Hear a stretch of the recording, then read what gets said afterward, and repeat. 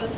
Clarify ko lang for Ms. Maribel yung question kasi for updates, there's room for updates yung play. So I'm wondering kung makikita naman namin this September yung incorporation ng EJ case, and kung yes, may possibility ba na magka-spin-off musical about it?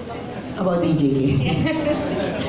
Magpasahin muna namin. We've been working on this play. We've been working over a year. It's been a while. Now, we are incorporating it in the sense that we're changing one of the songs. Yung kanta ni Cons sa concert ng Human Rights, we're making it more direct. Kasi yung original version, nagpapa-poetic pa kami ganun. Ito, mas diretso tungkol sa... So, yun yung isang complete. May hinahanap kami ng... We're trying to look for little windows to be able... we're not changing the storyline, but we're trying to be able to find a window to also be able to speak about this. So yun, hinahabol namin, as much as hahabulin namin yun for the open. You'll see it this week, on the open. Additionally, can I ask what motivated the changes? Parang, like, why did you decide not to be more vague about it, hindi more direct about it? Kasi it's getting so palasak already, di ba? If the government's not vague, why should we be? I think, oh my God, are you gonna go after PETA? I just won the RM. Hindi, I think also because it's so, already, it's just too much in your face. And ang feeling ko kasi, what happened with the burial of Marcos is another example of the way power is being used now. And I think we're really critical about that use of power, di ba? Parang, and it can be anybody in government, right, who heads the government, that we need to be critical about that. There should be a conversation about it. And ang isang dinadrive, so that's one of the reasons, no? At saka, usually kasi talaga we really try, even before na nag-women's theater program kami, we would go to the different provinces and then perform, and then the women will have a post-talk, and then some of the things they bring up, we really reincorporate it inside because we wanted to update and keep it fresh. So, yun yung challenge ng advocacy forum. I mean, it's different than making Chekhov or Shakespeare. Yun yung particular parang challenge and aesthetic niya, how do you keep it fresh? Kasi it can be dated, di ba? Sometimes that's why political theater nagiging, oh, that's so dated. So, ang bilis-bilis ng mga pangyayari sa bansang to, di ba? Parang, so we're just trying to get that kind of picture. Tsaka siguro yung importante kasi, naniniwala kami sa conversation, it can't be one-sided. Hindi na pwedeng sabihin na, mali yan, you keep quiet, you toe the line. I mean, we're artists, right? That we are generally anarchistic and very, so ang point namin, a healthy society must talk about its problems. That's a democracy.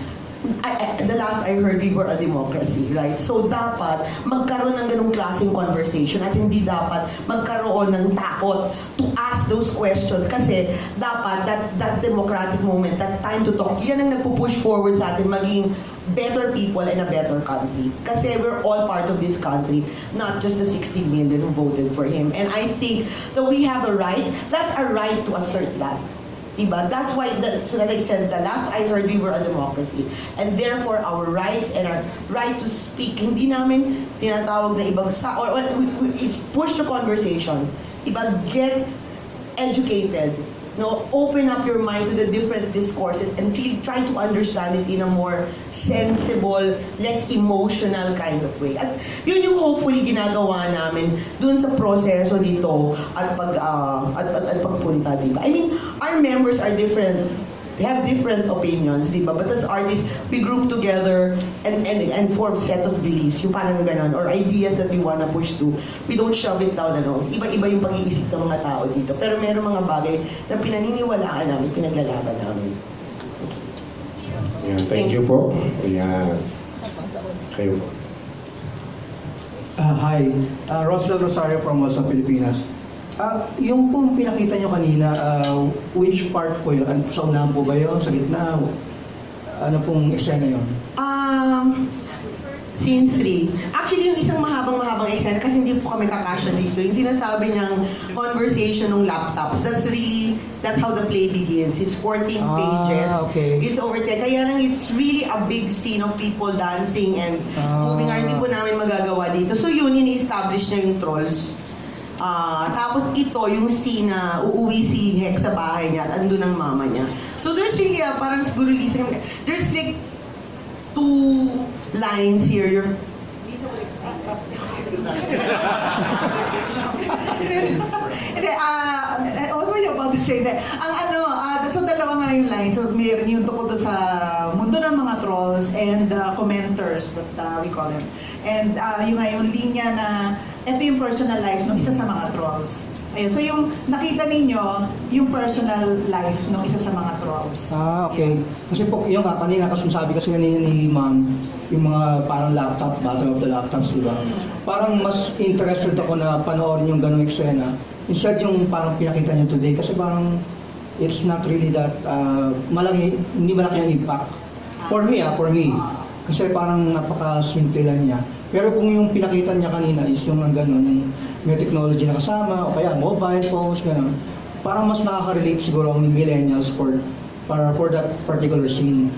And siguro po sa neighborhood ko, wala po akong ganung eksena nakikita na nagiinuman sa kalsada or anything. Parang makalumang set. Ano po ba ito? Current setting po ba? Current time? Current time pa. Ako yun. So pati po yung outfit, parang hindi po nakakano sa outfit. Parang hindi ganun yung nakikita ko sa paligid ko. Anyway. Sabi nga ni Sir, panoorin nyo na lang po. Makita nyo yung relationship ng dalawang Ayun, isa sa comment. ng story. Kasi po, ang bilib ko, pag millennials po kasi parang di ba, we're more on social media, internet, online. Pero ang maganda po doon sa nabanggit din po ng mga na-FGD namin na audience noon, na mga millennials.